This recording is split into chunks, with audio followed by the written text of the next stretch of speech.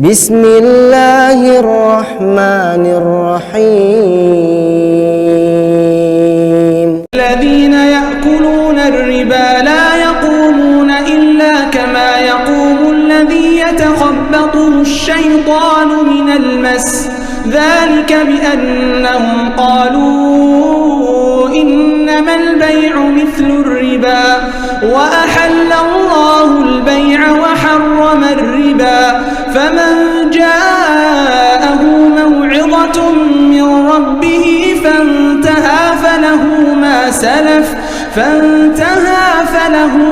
سلف وأمره إلى الله ومن عاد فأولئك أصحاب النار هم فيها خالدون. محترم حضرات کرام، اسی طریقے سے اور جو ہے بہت سارے ایسی چیزیں ہیں اس سلسلے میں ہمیں علم حاصل کرنا چاہیے. سب سے پہلی بات یہ ہے کہ اللہ سے ڈرنا، اللہ تعالیٰ سے ڈرنا، کیونکہ یہ ایسا بڑا گناہ ہے اگر جو ہے اس سے نہیں بچیں گے تو گویا کہ اللہ اس کے رسول سے ہم جنگ کر رہے ہیں، گویا کہ اپنی ماں سے نکاح کر رہے ہیں، زنا کر رہے ہیں، گویا کہ جو ہے دنیا کا سب سے بڑا گناہ کر رہے ہیں شرک کے بعد. کیونکہ اللہ تعالیٰ نے شرک کے علاوہ جس گناہ پر جتنا ناراضگی کا اظہار کیا ہے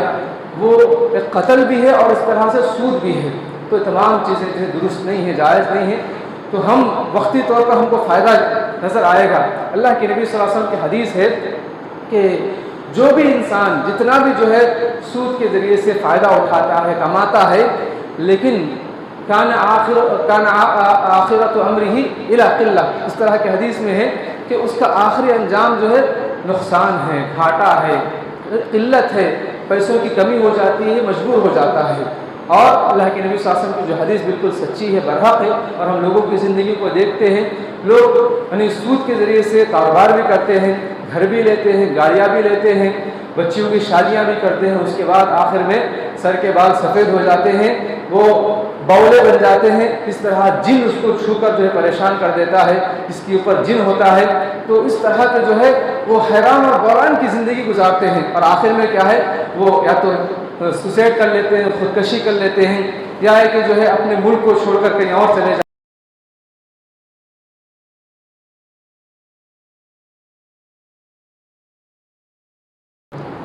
الحمدللہ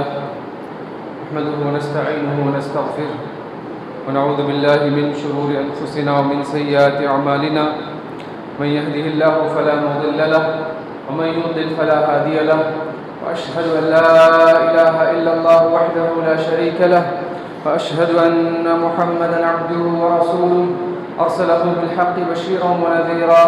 وداعيا الى الله باذنه وسراجا منيرا. اما بعد فإن خير الحديث كتاب الله وخير الهدي هدي محمد صلى الله عليه وسلم وشر الأمور محدثاتها وكل محدثة بدعة وكل بدعة ضلالة وكل ضلالة في النار. فأعوذ بالله من الشيطان الرجيم. بسم الله الرحمن الرحيم. يا أيها الذين آمنوا اتقوا الله حق تقاته ولا تموتن إلا وأنتم مسلمون. يا أيها الناس اتقوا ربكم الذي خلقكم من نفس واحدة وخلق منها زوجها وبث منهما رجالا كثيرا ونساء واتقوا الله الذي تساءلون به والأرحام إن الله كان عليكم رقيبا. يا أيها الذين آمنوا اتقوا الله وقولوا قولا سديدا يصلح لكم أعمالكم ويغفر لكم ذنوبكم ومن يطع الله ورسوله فقد فاز فوزا عظيما. وقال عز وجل في مقام آخر أعوذ بالله من الشيطان الرجيم. بسم الله الرحمن الرحيم. وأحل الله البيع وحرم الربا. وثبت عن النبي صلى الله عليه وسلم أنه قال الذهب بالذهب والفضة بالفضة والبر بالبر والشعير بالشعير والتمر بالتمر والملح بالملح مثلا بمثل سواء بسواء مثلا بمثل سواء بسواء يدا بيد فإذا اختلفت هذه الأشياء فبيعوا كيف شئتم. عن عبادة بن الصامت رضي الله عنه. محترم حضرات، اسلامی خواتین، ماں اور بہنوں، تمام تعریفیں بڑائی بزرگی صرف اور صرف اللہ رب العزت کے لیے لائق و سزاوار ہے، جو میرا بھی آپ کا بھی دنیا کے تمام مخلوقات کے ذرے ذرے کا وہی اکیلا مالک ہے، خالق ہے، رازق ہے، تمام کی ضروریات کو پوری کرنے والا ہے، تمام کی دلوں کی دھڑکنوں کو وہی جانتا ہے، ان کے دلوں میں آنے والے خیالات کو وہی جانتا ہے۔ اسی رب العالمین کے پاس سبھی کو جانا ہے اور وہی ہم سب کا حساب و کتاب لے گا۔ محترم حضرات، اللہ عز و جل اپنے بندوں پر جو بڑا مہربان ہے، اس کی ایک مہربانی یہ ہے کہ اس نے اپنی تعلیمات، اپنے پیغامات کو پہنچانے کے لیے اس دنیا میں بہت سارے پیغمبروں کو ہر امت میں بھیجا ہے۔ ہر نبی نے اپنے امتیوں تک اللہ کا پیغام پہنچا دیا ہے۔ اس سلسلے کے آخری کڑی ہمارے نبی محمد صلی اللہ علیہ وسلم ہیں، جنہوں نے اپنی امت کو وہ تمام باتیں بتلا دی جو جنت کی طرف لے جاتی ہیں، جو اللہ کو راضی کرنے والی ہیں۔ ان تمام باتوں سے اللہ کے نبی صلی اللہ علیہ وسلم نے اپنی امت کو آگاہ کر دیا ہے، جس سے اللہ ناراض ہوتا ہے، جس سے انسان جہنم میں جا سکتا ہے، جس سے انسان کو قبر میں عذاب مل سکتا ہے، جس سے انسان کو آخرت میں رسوا ہونا پڑے گا۔ وہ تمام چیزیں اللہ کے نبی صلی اللہ علیہ وسلم نے دین اسلام میں واضح فرما دی ہیں۔ اللہ کی رحمتیں، درود و سلام نازل ہو ان تمام پیغمبروں پر، بالخصوص ہمارے آخری نبی جناب محمد صلی اللہ علیہ وسلم کی ذات گرامی پر، صلی اللہ علیہ وعلی آلہ واصحابہ اجمعین۔ محترم حضرات، جیسے کہ آج کا خطبہ جمعہ کا جو موضوع ہے، جو آپ بھی بخوبی جانتے ہیں، وہ ہے سودی کاروبار کا کیا حکم ہے اور سود کی مختلف شکلیں کیا ہیں جو اسلام میں حرام ہیں۔ حضرات کرام، جیسے کہ اسی جگہ پر گزشتہ جمعہ جو خطیب صاحب نے آپ کے سامنے جو خطبہ دیا تھا سود کی حرمت کے متعلق کہ سود اسلام میں حرام ہے، مختلف طرح سے اس کو واضح کیا قرآن اور احادیث کی آیات کی روشنی میں۔ اب اسی سے متعلق یہ موضوع ہے، اسی لیے وہ تمام باتوں کو دہرانے سے مناسب یہ ہے کہ ہم اس کے آگے کی باتیں آپ کے سامنے رکھیں تاکہ کچھ اس کا فائدہ حاصل ہو۔ حضرات کرام، اسلام نے سود کو حرام کر دیا ہے، اس میں کوئی دو رائے نہیں ہے۔ جیسے کہ اللہ فرماتے ہیں سورہ بقرہ آیت نمبر 275 میں، وَأَحَلَّ اللَّهُ الْبَيْعَ وَحَرَّمَ الرِّبَا، اللہ عز و جل نے تجارت و کاروبار کو حلال کر دیا ہے اور سود کو حرام کر دیا ہے۔ تو جب اللہ نے حلال کر دیا ہے کاروبار کو تو حلال ہے، جب اللہ نے سود کو حرام کر دیا تو حرام ہے، اس میں کوئی رائے اور کوئی شک نہیں ہے۔ حضرات کرام، ہمیں اب یہ دیکھنا ہے کہ معاشرے میں جو سود کی جو مختلف شکلیں ہیں وہ کیا ہیں اور ہم کو اس سے کیسے بچنا ہے، ہم اس سے کیسے بچیں، اپنے آپ کو، اپنے کاروبار کو کیسے بچائیں تاکہ ہماری زندگی میں خیر و برکت ہو، تاکہ اللہ ہم سے راضی ہو جائے، اللہ کی ناراضگی ہمیں حاصل نہ ہو۔ محترم حضرات کرام، اس کی کچھ اصول اور ضوابط میں آپ کے سامنے رکھوں گا، پھر آپ کو خود سمجھ میں آئے گا کہ اصل چیز کیا ہے، کیسے وہ سود یعنی کاروبار میں سود ہوتا ہے، یا یعنی جس کو سود کہتے ہیں جو اسلام نے حرام کر دیا ہے۔ سب سے پہلی بات یہ ہے کہ ربا کہتے ہیں زیادتی کو، فائدے کو، جو بڑھوتری کو کہتے ہیں، پروان چڑھنے کو کہتے ہیں۔ تو شریعت اسلامیہ نے جو اس کی اصطلاح تعریف بتلائی ہے وہ یہ کہ دو چیزوں میں سے ایک چیز میں، ایک طرف میں یعنی اضافہ ہونا اور دوسری طرف میں اضافہ نہ ہونا، یعنی مخصوص مال میں ایک طرفہ جو اضافہ ہونا، ایک طرح کا سود ہے، اس کو جو ہے اسلام نے حرام کر دیا ہے۔ اس کی جو ہے بہت سارے شکلیں ہیں۔ زمانے جاہلیت کے اندر کیا طریقہ کار تھا سود کا لینا دینے کا، اور موجودہ دور میں بہت سارے راستے کھل گئے ہیں جس کے ذریعے سے انسان اس بڑے جرم کا مرتکب ہو سکتا ہے۔ محترم حضرات، اللہ کے نبی صلی اللہ علیہ وسلم کی جو حدیث میں نے پہلے آپ کے سامنے رکھی ہے، اس حدیث میں عبادہ بن صامت رضی اللہ عنہ فرماتے ہیں، صحیح روایت ہے کہ اللہ کے رسول صلی اللہ علیہ وسلم نے 6 چیزوں میں سود کو حرام کر 6 چیزوں میں اس طرح کی سود کو حرام کر دیا ہے اور کاروبار کو اس طرح حرام کیا ہے الا ہے کہ اس کے اندر کچھ شرطیں ہیں۔ پہلی بات یہ ہے کہ سونا آپ خرید رہے ہیں تو آپ جو ہے سونے کے بدلے سونا خرید رہے ہیں تو برابر برابر کا ہونا چاہیے۔ جیسے آپ اپنے پاس استعمال کا سونا ہے، اس کو آپ بیچ رہے ہیں، پھر اس کے بدلے میں دکاندار آپ کو نیا سونا دیتا ہے، اس کے نئے ڈیزائن کا جو آپ پسند کرتے ہیں۔ معاشرے میں یہ ہوتا ہے کہ دکاندار کا یہ طریقہ کار ہوتا ہے اکثر و بیشتر کہ تم پرانا سونا بیچو گے تو ہی میں تم کو جو ہے نیا سونا خریدنا چاہو گے تو ہی میں تم سے پرانا سونا خریدوں گا۔ یعنی میں اپنا پرانا جو ہے سونا لے کر گیا ہوں، زیور ہے کوئی اور چیز ہے، دکاندار کی شرط یہ ہوتی ہے اکثر و بیشتر جو ہم نے دیکھا ہے وہ یہ کہ تم خریدنا چاہ رہے ہیں آپ پر نہیں، ہاں خریدنا چاہ رہا ہوں تو ٹھیک ہے اس کی قیمت میں لگاؤں گا، اور وہ پیسے نہیں دیتا ہے بلکہ جو ہے برابر کی جو اگر وزن ہے، اگر 1 تولہ ہم بیچ رہے ہیں تو نیا جو سونا ہے وہ ہم کو یعنی اس سے یعنی 2 گرام کم 3 گرام کم ملتا ہے۔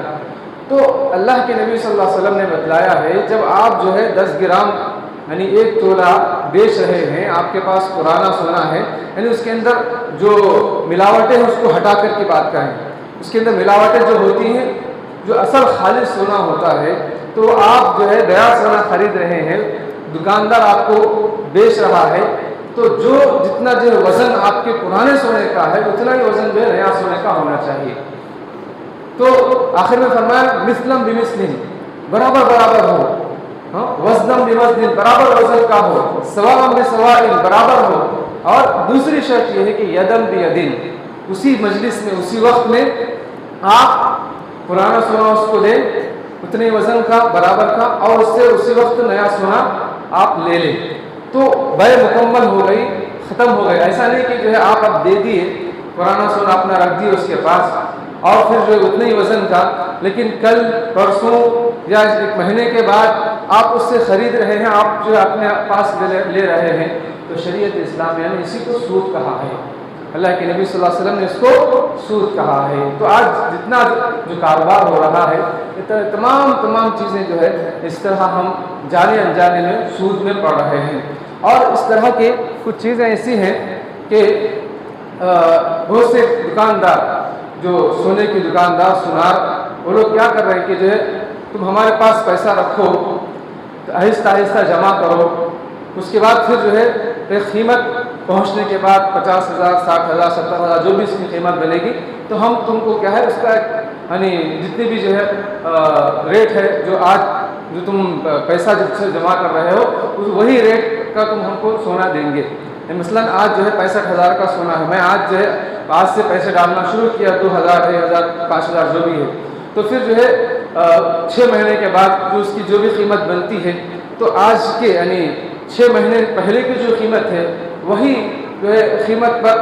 ہم کو سونا دیتے ہیں۔ تو اس طرح کچھ ہم کو فائدہ ہو رہا ہے، لیکن کیونکہ سونا اس کے اندر ثمانیت ہے اور پیسہ اس کے اندر ثمانیت ہے، ایک ہی علت ہے دونوں کی، اسی لیے آپ اگر چیز خرید رہے ہیں تو فوراً پورا پیسہ دیں اسی مجلس میں اور وہ چیز خرید لیں، ایسا نہیں کہ چٹھی کی طرف اس کو جمع کریں اس کے پاس پھر بعد میں جو ہے آپ سونا خرید رہے ہیں، تو یہ بھی جو ہے ربا کے اندر داخل ہے۔ محترم حضرات کرام، اس طرح چاندی کا مسئلہ بھی ہے، چاندی آپ خریدنے جا رہے ہیں، اپنے پاس پرانی چاندی ہے اور آپ بیچ کر نئی چاندی خرید رہے ہیں، تو فضہ جس کو کہتے ہیں شریعت میں اس کو جو ہے اس کا نام ہے فضہ، تو اس کا بھی یہی معاملہ جو سونے کا ہے، جتنی مقدار میں آپ جو اصلی جو ہے چاندی بیچ رہے ہیں اتنی ہی مقدار میں آپ یعنی نئی چاندی جو آپ خرید رہے ہیں اتنی ہی مقدار ہو، اور اسی مجلس میں وہ آپ کی بے مکمل ہو جائے، آپ کا جو ہے آپ کی ڈیل مکمل ہو جائے، ورنہ کیا ہے سود ہو جائے گا۔ ایسا نہیں کہ آپ آج دے دیے 1 گھنٹے کے بعد دے رہا، آپ یہاں سے دوسری جگہ چلیں گے پھر 1 گھنٹے 2 گھنٹے کے بعد 1 دن کے بعد یا کچھ وقت کے بعد، تو کیا ہو گیا اس کے اندر تعجیل ہو گئی ہے۔ تعجیل بھی کیا ہے درست نہیں ہے، تو اس کے اندر 2 شرطیں ہیں، ایک تو یہ ہے کہ برابر برابر ہو، دوسرا اسی مجلس میں اسی وقت کیا ہے لینا دینا مکمل ہو جائے، اس میں تاخیر نہ ہو۔ تو یہ سونے کے اندر بھی وہی چیز ہے، چاندی کے اندر بھی وہی چیز ہے۔ اسی طریقے سے دوسری اسی حدیث میں اللہ کے نبی صلی اللہ علیہ وسلم جو بتلایا ہے وہ یہ ہے کہ اگر کوئی شعیر ہے یعنی جو ہے اور بر ہے یعنی گیہوں ہے، اس طرح کی تمر ہے، کھجور ہے اور نمک ہے، یہ 4 چیزیں جو کھانے والی چیزیں ہیں. تو اگر آپ جو ہے یعنی شعیر کے بدلے شعیر خرید رہے ہیں، آپ کے پاس جو ہے پرانی قسم کا ہے، آگے والے کے پاس اعلیٰ کوالٹی کا ہے، آپ جو ہے بیچ رہے ہیں اس کو 1 کلو دے رہے ہیں، تو واپس میں وہ 1 کلو ہی دیں. اس میں جو ہے کوالٹی نہ دیکھیں، اس میں کوالٹی نہ دیکھیں. اگر آپ 1 کلو کھجور جو ہے بیچ رہے ہیں تو واپس ہی میں وہ تم کو 1 کلو کھجور دے، اس میں کوالٹی نہیں دیکھیں. اللہ کے نبی صلی اللہ علیہ وسلم کے پاس ایک صحابی ایک اعلیٰ کوالٹی کا جو ہے کھجور لے کر آئے. اللہ کے نبی صلی اللہ علیہ وسلم نے پوچھا کہ یا اس جگہ ایسے ہی پورے کھجور ملتے ہیں، تم نے کیسے خریدا ہے اس کو؟ انہوں نے کہا کہ نہیں اللہ کے نبی صلی اللہ علیہ وسلم، میں جو ہے میرے پاس جو کھجور تھا جو ردی تھا، جو ہے اتنا اچھا نہیں تھا کوالٹی کا، میں جو ہے 2 کلو دیا تو واپس ہی میں 1 کلو دیا مجھے. اللہ کے نبی صلی اللہ علیہ وسلم فرمایا کہ یہ سود ہے، اس سے بچو، یہ جائز نہیں ہے. برابر برابر کا ہونا چاہیے اور اسی وقت لینا دینا اس کا مکمل ہو. اسی طرح کا معاملہ نمک کا ہے حدیث کے اندر، اسی حدیث میں. تو یہ 6 چیزیں اس حدیث میں ہمیں بتائی گئی ہیں. اب اس کے سلسلے میں علماء کرام نے بتلایا ہے کہ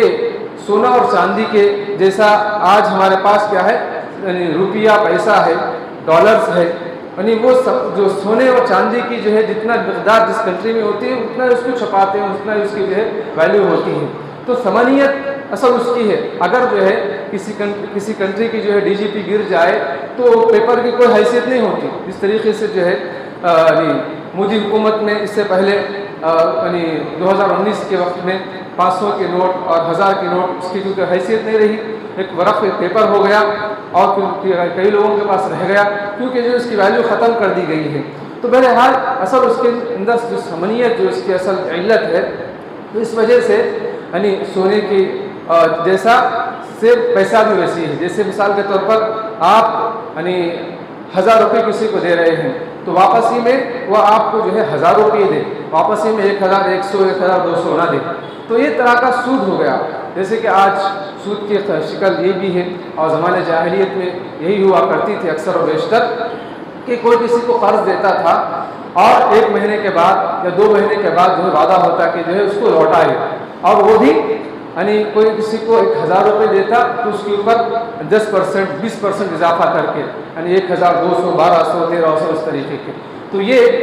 سود ہے. زمانے جاہلیت میں اس طرح کا سود چلتا تھا اور یہ حرام ہے. تو قرض کوئی کسی کو دیتا ہے، جیسے آپ مقروض ہیں، قرض کسی سے حاصل کر رہے ہیں، تو آگے والا آپ پر یہ شرط نہ لگائے کہ واپسی میں مجھے کچھ اضافہ دے. جو اضافہ جو حاصل کیا جا رہا ہے یہ سود ہے، اور اس طرح اکثر و بیشتر ہی چلتا ہے. شریعت اسلامیہ نے اس کا بدل ہمیں یہ بتلایا ہے، کسی کو ضرورت ہے پیسوں کی تو قرض کی شکل میں دے، کیونکہ آگے والا جو آپ سے پیسے مانگ رہا ہے محتاج ہے، ضرورت مند ہے، فقیر ہے، اس کو فی الحال ضرورت ہے، اور آپ جو ہے اس کے اوپر اضافہ جو کر کے لے رہے ہیں تو گویا کہ اس کی مصیبت کا فائدہ اٹھا رہے ہیں، اس کی مجبوری کا فائدہ اٹھا رہے ہیں. اور ضروری یہ بھی نہیں کہ جو ہے وہ لینے والا واپس بھی کر سکے. اور جو ہے اس میں کچھ لوگ یہ بھی کرتے ہیں کہ بھائی 1 مہینے میں واپس کرنا اور اتنے یعنی فیصد سے 2% 3% پرسنٹیج اس میں جو سود ہے، اور اگر تم 2 مہینے میں 1 مہینے میں یا 2 مہینے میں جو بھی اس کی مدت ہے واپس نہ کرے تو اس میں بھی اس کا اضافہ ہو جائے گا، ڈبل ہو جائے گا، وقت پر نہ دے سکے. تو اس طرح کا سود آج جو ہے لوگ بینکوں سے لیتے ہیں، لون کی شکل میں لیتے ہیں. تو یہ بھی حرام چیز ہے، حرام کاروبار ہے. لوگوں نے کہا کہ یہ تو جو ہے سود ربا تجارت کی طرح ہے، تو اللہ تعالیٰ فرماتے ہیں تجارت نہیں ہے بلکہ اللہ تعالیٰ نے سود کو حرام کر دیا ہے اور تجارت کو حلال کیا ہے، جو الگ الگ چیزیں ہیں. تو آج جو لوگ بینکوں سے جو پیسے لیتے ہیں، یا کہ روز لوگ اپنے کمائی کے لیے، اپنے کھانے پینے کے لیے، اپنے کپڑوں کے لیے، بچیوں کی شادیوں کے لیے، یا گاڑی خریدنا، کار خریدنا ہے، کسی کو بائک خریدنا ہے، یا کسی کو جو ہے مکان خریدنا ہے، کسی کو زمین خریدنا ہے، تو بینکوں کے ذریعے سے لون لیتے ہیں. اور بینک جو ہے باضابطہ آپ کو بلاتی، آفر دیتی ہے، ہم آپ کو جو ہے باضابطہ فون آتے ہیں.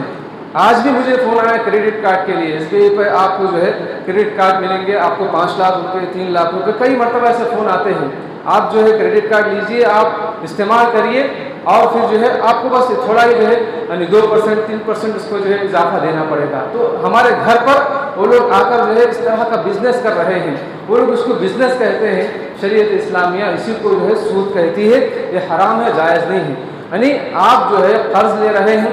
اور یعنی اس کی ایک مدت ہوتی ہے 50 دن میں یا 2 مہینے میں, اگر واپس کرے تو پھر ٹھیک ہے, اگر واپس نہ کرے تو اس پر جو انٹرسٹ لگتا ہے, اضافہ لگتا ہے. تو یہ تمام چیزیں شریعت نے ہمیں حرام کر دی ہے. یہ سود جائز نہیں ہے, یہ کاروبار درست نہیں ہے. اس کی وجہ جیسے کہ آپ جانتے بھی ہیں, کیونکہ سود دینے والا جو شخص ہوتا ہے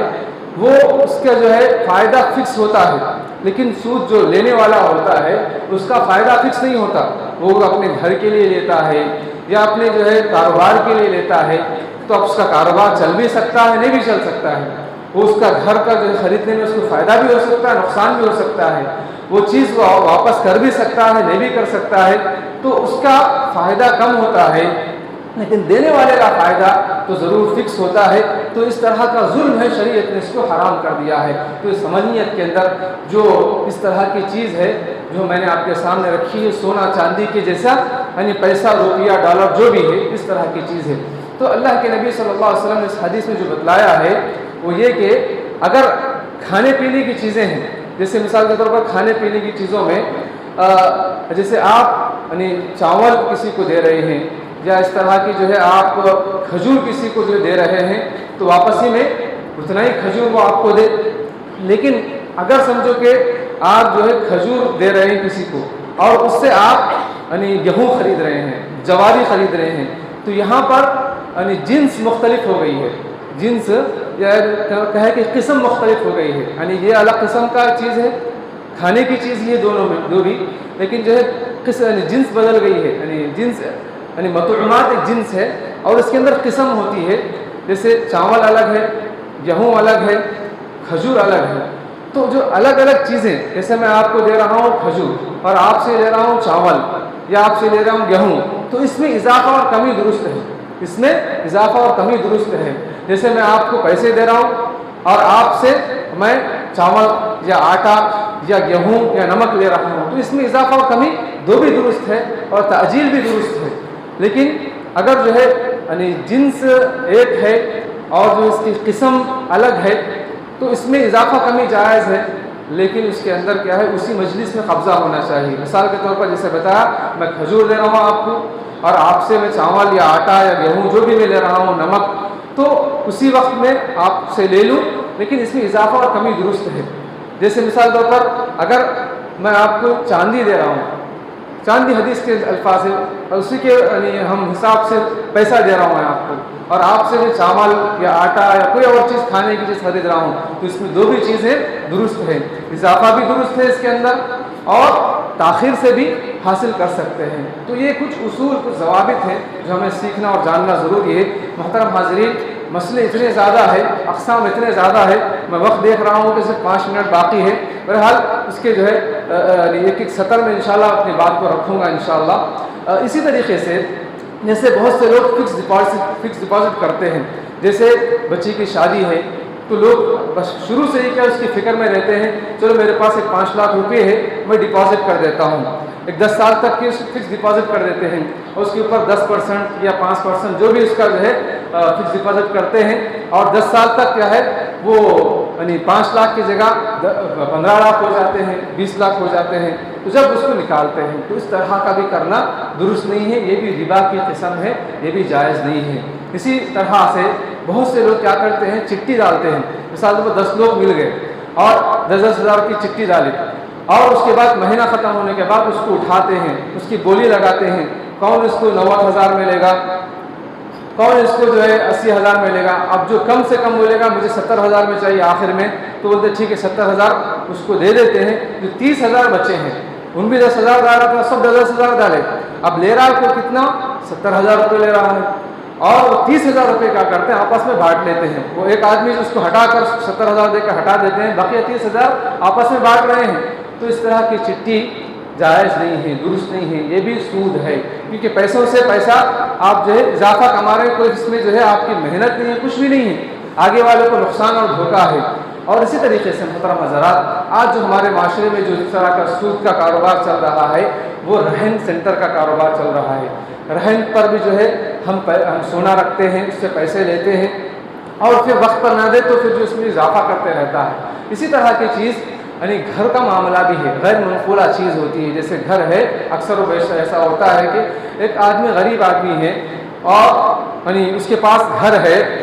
اس کو جو ہے 5 لاکھ 10 لاکھ 15 لاکھ جو بھی ضرورت اس کی پیسوں کی ہوتی ہے، تو آگے والے کو بولتا ہے کہ میں آپ کو اپنا گھر رہن کے طور پر رکھتا ہوں اور آپ سے میں یعنی 5 لاکھ کا مطالبہ کرتا ہوں یا 10 لاکھ کا مطالبہ کرتا ہوں، 1 سال 2 سال 3 سال جو بھی اس کی مدت مقرر کر لیں۔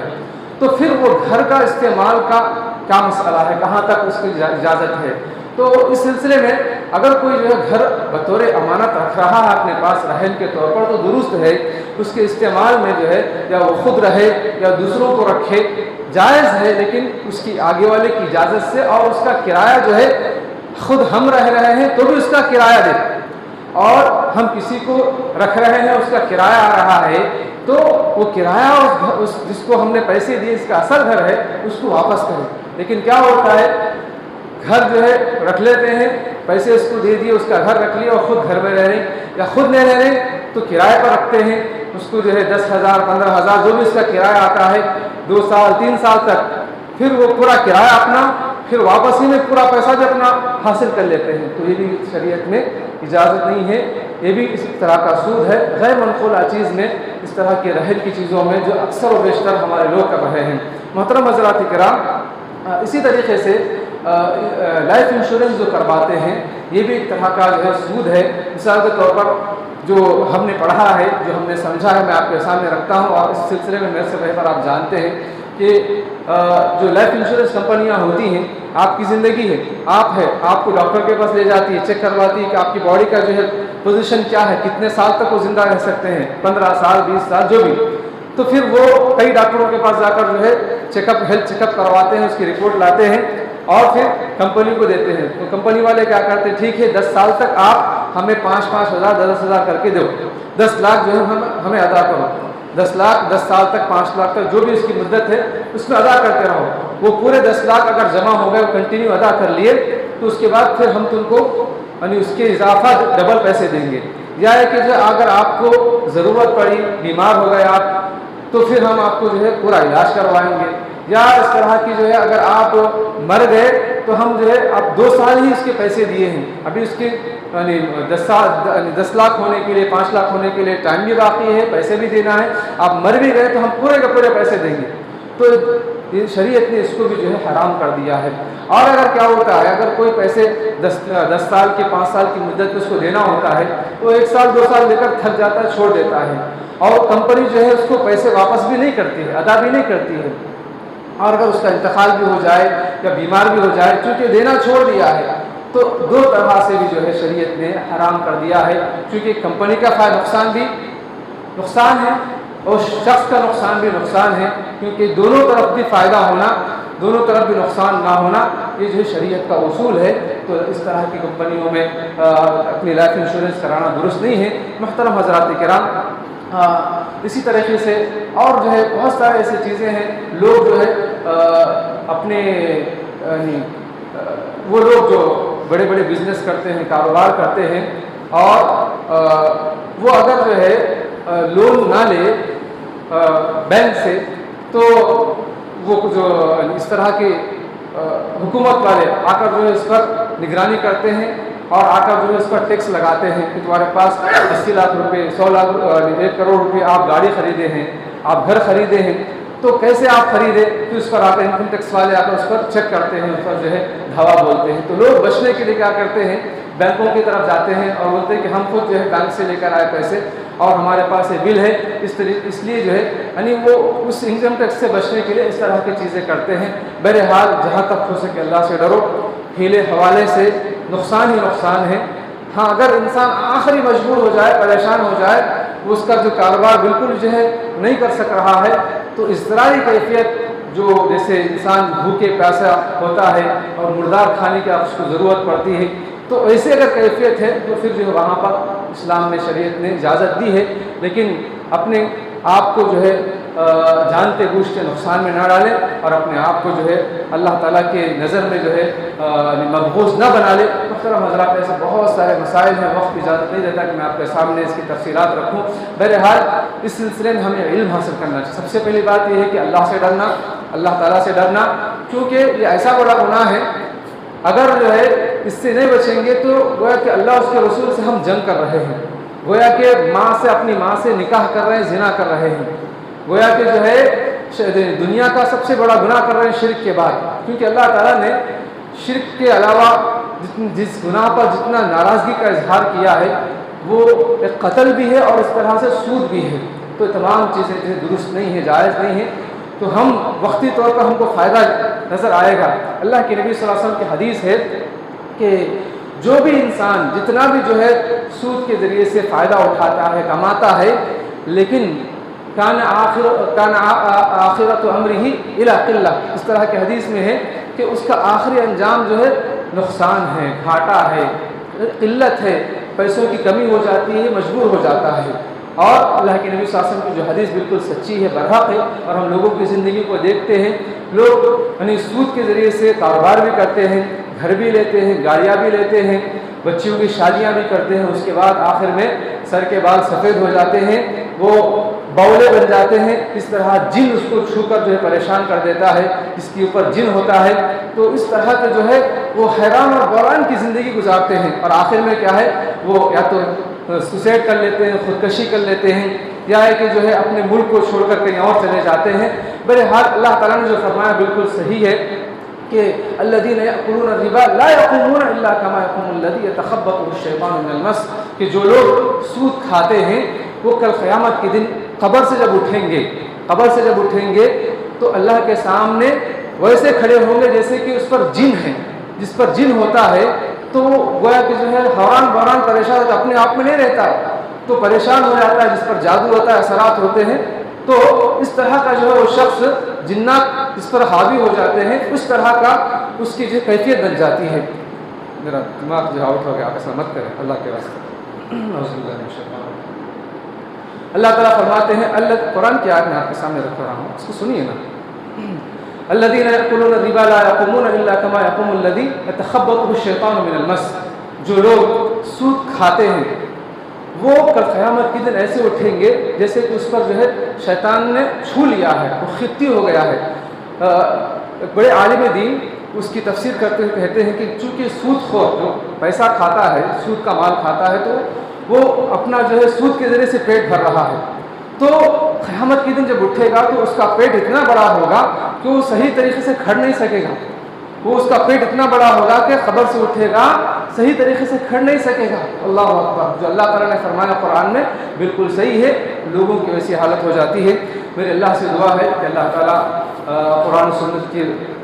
جو دلائل کی روشنی میں جو کچھ ہم نے جو سنا ہے، اس میں جو صحیح ہے اس کو ہمارے دماغوں میں اللہ تعالیٰ بیٹھائے، اس کو اچھی طرح سمجھائے، اور جو اس میں غلط ہے اللہ تعالیٰ اس سے ہمیں بچائے۔ اللہ رب العزت ہمارے گناہوں کو معاف فرمائے، آمین یا رب العالمین، وآخر دعوانا الحمد للہ رب العالمین، وصلی اللہ علی النبی الکریم۔